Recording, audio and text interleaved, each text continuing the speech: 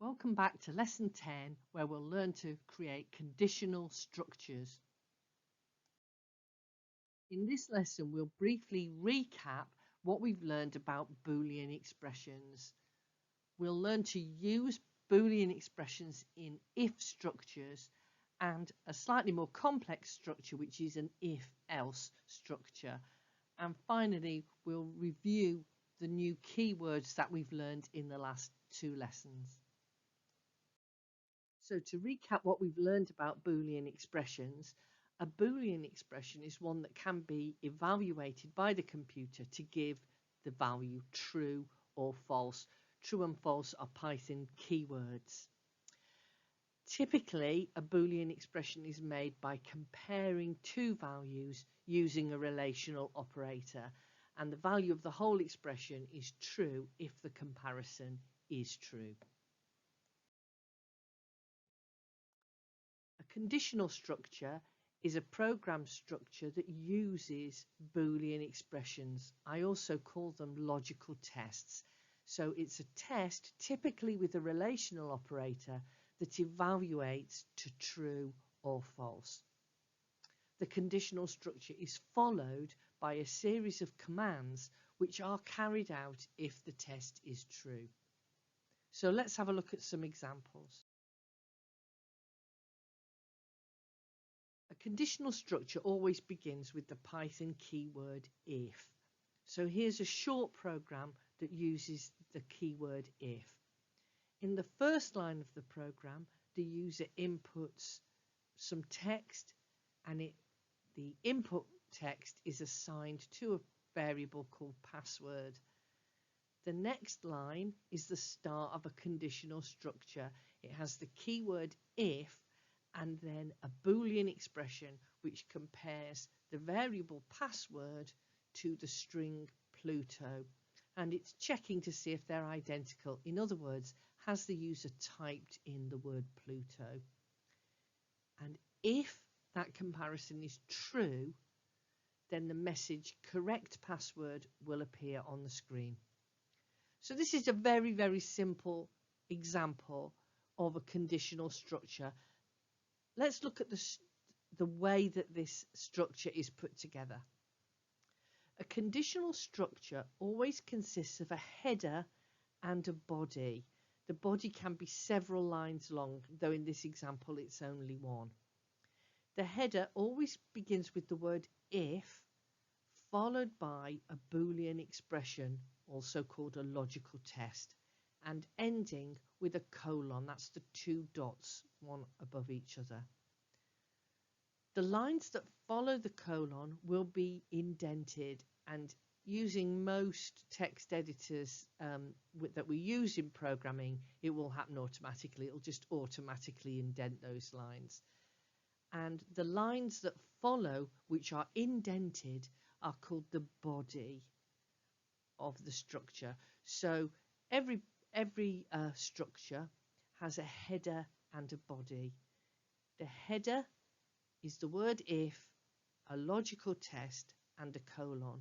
And the body is a series of commands which will be carried out if the Boolean expression in the header is true. So let's have a look at a couple more examples. Here we input somebody's age, convert it to an integer, and if it's 18 or more, print you're old enough to vote. Or in this case, we enter an integer value, convert it to integer, and if the remainder, when we divide it by 2, is 0, then we know it's an even number. So why don't you try a couple of these, either in the shell or writing them as short, simple programs. You'll see that in each case, the program contains a conditional structure. The conditional structure has a header and a body. The header is the word if, the logical test, and a colon. And the body consists of ordinary commands, but they are indented, and they'll only be carried out if the test in the header is true. A slightly more complex variation is called the if-else structure, And in the if-else command structure, we have the header, if, followed by a logical test, and then further down in the structure, the word else. And the commands that follow the word else will be carried out if the test is false. So let's have a look at that structure. The word if, a test and a colon, then a list of commands which are indented, and those commands will be carried out if the test is true. Then the word else, notice else is not indented, it lines up, if and else line up with each other on the screen. And then a series of commands that will be carried out if the test is false. This is an extremely useful structure. So let's have a look at some more examples.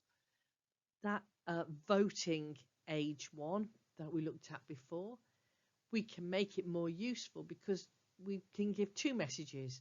So that if they're old enough to vote, it says, and if they're not old enough to vote, it also says, so that the user gets a message whatever happens. Or the same, the even number, we can add a second option which prints out that it's an odd number if the test is false. So this is the if-else structure. So we've learned 4 Python keywords over the last 2 lessons. The words true and false, notice that unusually for Python, they've got capital letters. Almost everything in Python is lowercase, but true and false are capitalized like that. And remember, they're different from the words true and false. They're the idea of something being true or the idea of something being false. And the words if and else, which are used in conditional structures.